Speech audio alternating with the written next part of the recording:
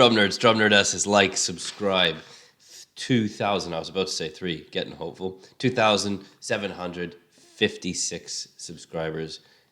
Like I said, let's get 3,000 by Christmas. So before we get into Band-Maid play, I only found out a few days ago, maybe about a week, a bit ago. Not the greatest, but after I finished studying with Bob, after his sad, unfortunate passing, I linked up. He was in New York, but I linked up with Dom Famularo. Now, if you're aware of who Dom Famularo was, he was a tutor, a clinician. He gave drum lessons to my knowledge, Dan Ardeen? I probably got that name wrong, but the drummer for Nickelback, all those other people. I had loads of Skype lessons with Dom, and I had booked, just before COVID this was, because he used to do a thing where you could go and essentially stay with him in his studio for 4 or 5 days and just have 8 to 10 hours of lessons all day, and you could just, out in New York. And that never happened because of COVID, but we had loads and loads of lessons over the internet. He was a tremendously beautiful man. He really was just a generous, loving, and sadly he's passed away. I think it was September 27th. But take from this his name, Dom Famularo. Go and look up his stuff. I'll do some videos on him in a bit. But I'm really quite gutted, to be honest. He was a genuinely lovely, generous, fantastic man. And so to his family, I send my deepest condolences if you ever come across this video. Yeah, he was a treat. He was a definite treat of a man. He was great. So, right, let's try and transition, if we can, to Band-Maid play.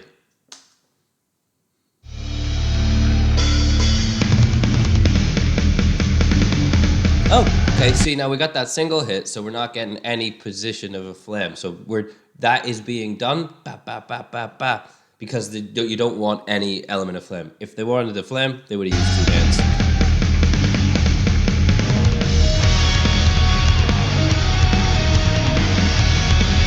I hope it's loud enough.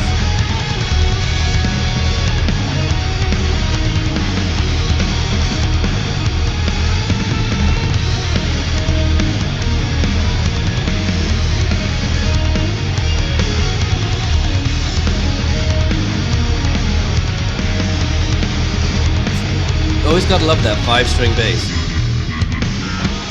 Ooh, bit of slap in the bass.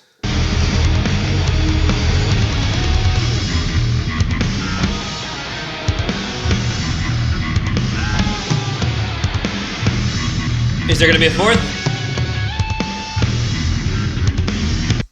Now, who listened to My Generation from The Who? Obviously, these girls did, because that is sounding very much, not the exact lines, but that is a 4-bar breakdown between guitar and bass solo-y thing. So that's pretty cool homage there.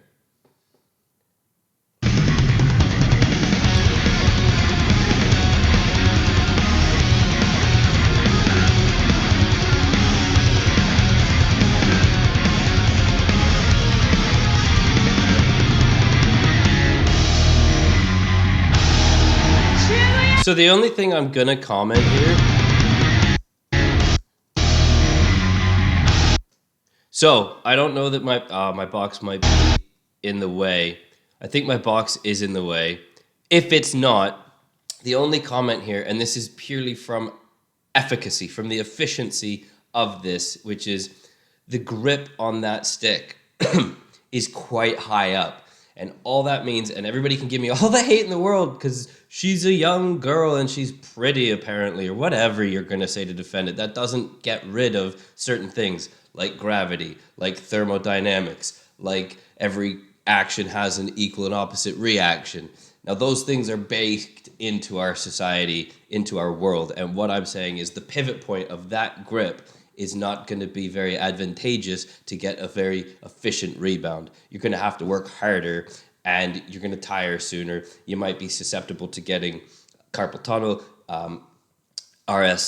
repetitive strain injury. But all I'm saying is that stick grip could be a little bit further back so that it will allow a more effective rebound and pivot point on the stick. And you can hate all you want if you're gonna, but you can't argue if you sit higher up a seesaw, you're not going to be as effective as pushing down as if you sat farther back on said seesaw. So don't look at me. Look at the genetically built-in world that we live in of laws of gravity, I guess.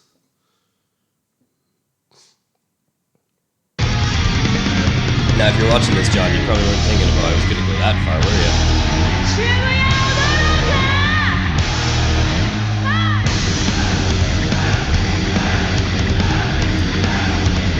I do like that double pedal fiddle though. Not fiddle, that double pedal.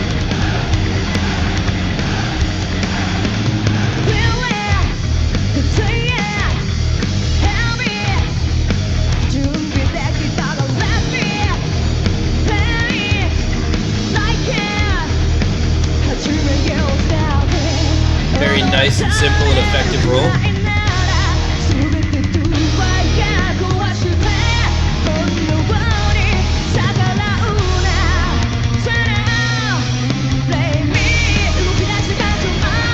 So again, you got the lyrics, put them in English.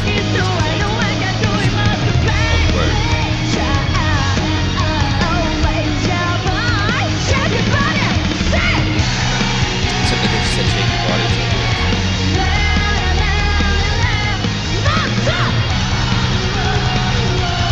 So now we got double pedal coming out quite thick and fast in there. So this is a chorus, probably getting close to the, well, this is still the chorus, but I wonder if it's going to stay the same or get a little bit bigger when they do the middle 8 or that kind of transitional breakdown section, because that will oftentimes, you got two different ways. You're either going to go really big to move it up, or you're going to come down, because then when you come back up, it's going to hit even harder, right? So it depends what gear they're going to be hitting. But the double pedal right now.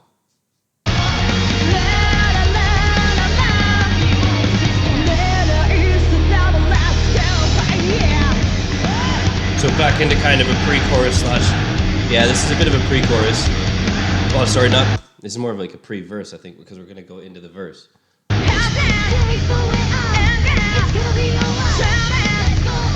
So you got loose hats. There's a bit of a hi-hat stab there.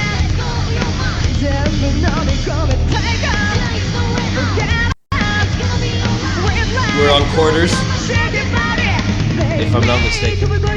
See, this is the thing, everybody's like, watch them live. Do you know how hard it is to see what's going on when all these lights and shadows are cast and they don't zoom just in on the drums? It's hard to see what you're hearing. So now we're just holding down 4 to the floor.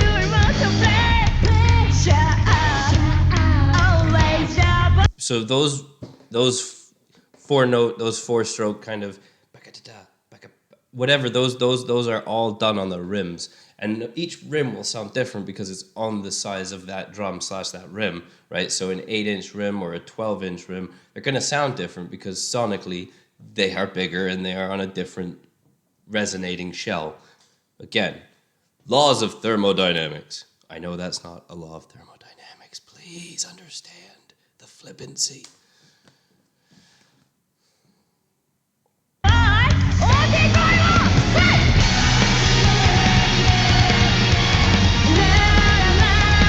So we're back into that chorus,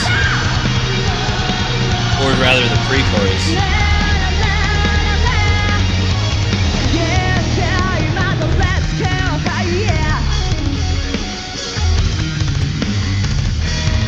So you got some double pedal. So this is the middle 8 breakdown. You can tell this is the middle 8 breakdown because we've just left the chorus and this is a totally different section. Everything stripped itself back. We've got some bass feature going on in terms of the bass guitar, that is. And there's a new drum pattern. It sounds like it's being played in halftime, and there's those double pedal flutters, the brrrah, brrrah. So.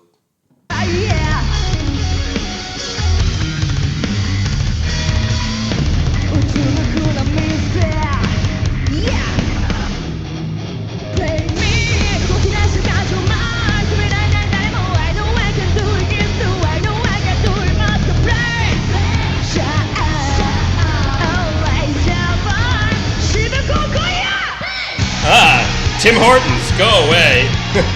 I didn't know what happened there. She got upset with me being Tim. I'm not trying to monetize Tim Hortons off of you. Calm down. Ah.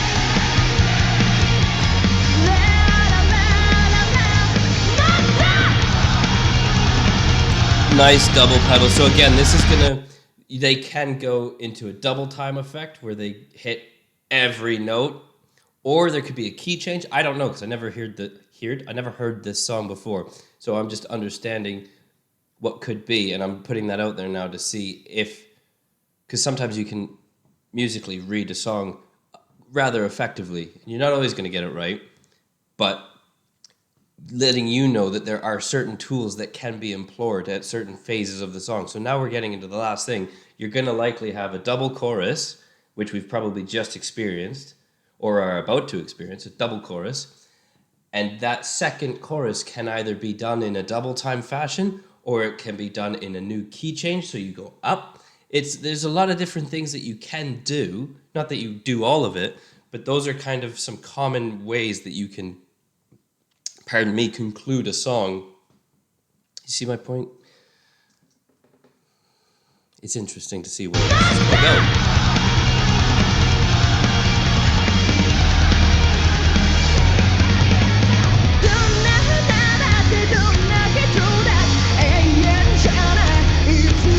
So we've gone back to that kind of halftime feel.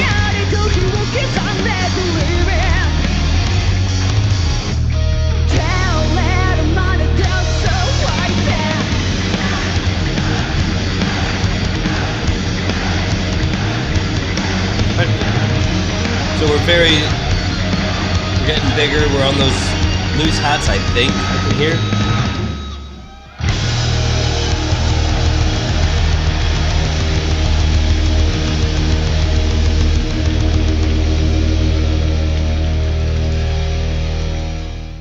Oh, they didn't crash out. Okay. Well, look at that. Okay, so again, I know everybody really likes it when I do the live one.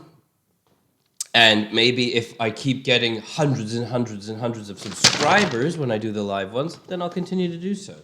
But outside of that, it's so hard to really understand what's going on when you're hearing everything quite.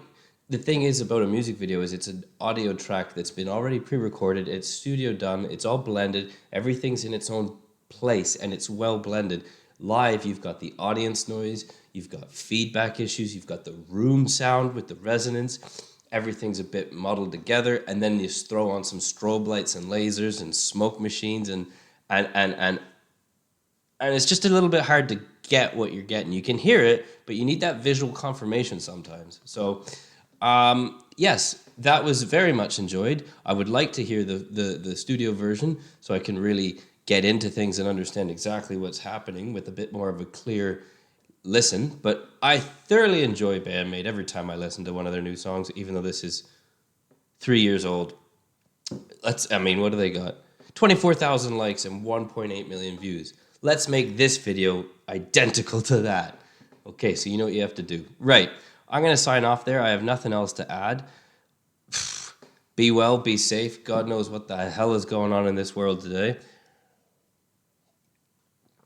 I know where I stand. I know what I believe in. And that's maybe what you do, maybe what you don't, but irrelevant from everything. Let's just be nice to one another. Let's be kind. Let's be generous. Do something nice for each other. Do something nice for somebody you don't know. How many times do I gotta say it before I start doing mean things to you to do nice things to somebody else? The irony. Right, I'm gonna sign off here. Do something nice for somebody you don't know. Be well, and until next time, keep your stick on the ice.